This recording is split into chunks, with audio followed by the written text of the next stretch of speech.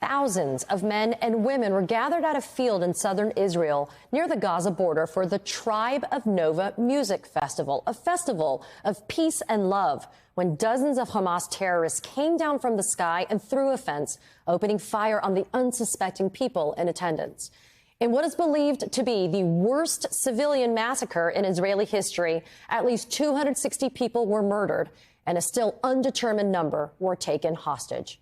Joining me now is Shai Klein Weinstein, a photographer and a survivor of that attack on the Tribe of Nova Festival. Shai, thanks so much for joining us today. I know that you've had to relive this, and so I appreciate you taking the time and the willingness to be able to share your story with our viewers. Take us back to that day. When did you first notice that something was wrong? When the rockets began, they didn't stop. They kept on going, which is not normal. Typically, it's 1 or 2 rockets, maybe 3, 5 at the most. But these rockets kept going. It was hundreds and hundreds and hundreds and thousands of rockets. And I was on edge immediately.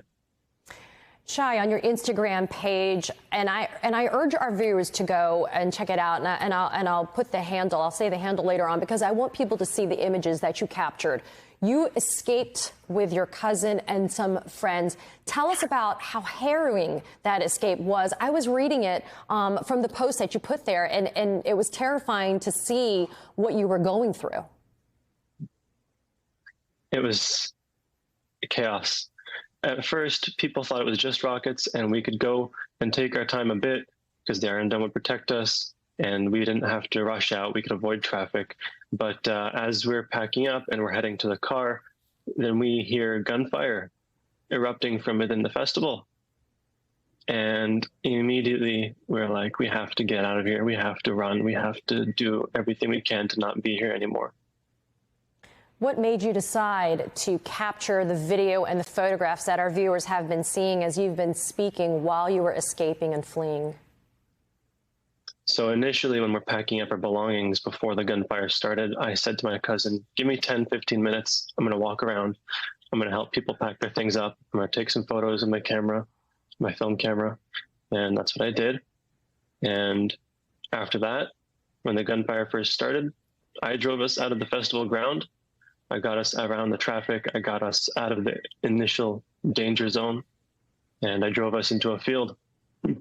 At that point, we all fled the car because my cousin's girlfriend was screaming about gunfire around us and that we had to flee, which is what we did. We get into the field, we get down, we're laying in the dirt, and I look back and my cousin ran back to the car to pick it up because they had caused a traffic jam.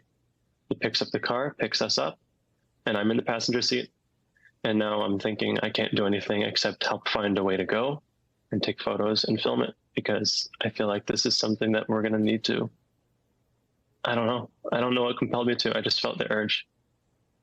You know, Shai, something that I noticed about those photos you took when I looked at your Instagram feed is you are now posting photographs of people, festival goers that were with you, smiling before this massacre had happened, obviously unsuspecting, joy, excitement that they're going to this peace and love festival. You're posting those photographs on your Instagram feed and you're asking, do you know if this person survived? Do you know who these people are? Did you ever think that that's what your photos would end up being used to do?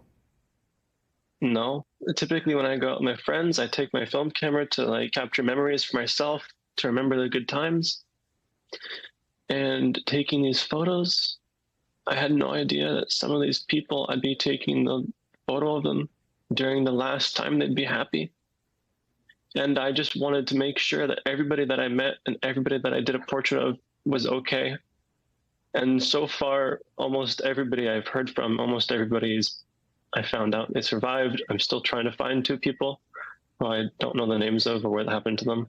And I know for a fact that 2 of them have passed away. Shai, something that you posted, there was this sense of urgency, and I wanted to read it for our viewers. You wrote, no thoughts, no hesitation, just survive. Get out, don't slow down, survive. Be afraid when you get home. Be sad when you're safe. Get out, get out, get out. I felt the urgency. I felt the fear when I read what you posted. now that you are you safe? Because you're in Israel. You didn't come back to Canada after all of this happened. No. I feel like if I went back to Canada, I'd be abandoning my friends and my family that's here. And I wouldn't want that. I don't want to go and be safe in Canada while some of my friends are serving in the army and some of my friends are still here where there's rockets being thrown at them and my family's still here. Shai Klein Weinstein, as I said, I want our viewers to go and look at your Instagram so they can see the photographs and the video of what you went through. Your Instagram handle is at Shai, S-H-Y-E, Klein, K-L-E-I-N. And I want to thank you for taking the time. And I want to say God bless you and your family, your friends. Hopefully everybody stays safe. And you, please, stay safe in Israel, okay? Thank you very much. I appreciate it greatly. Thank you.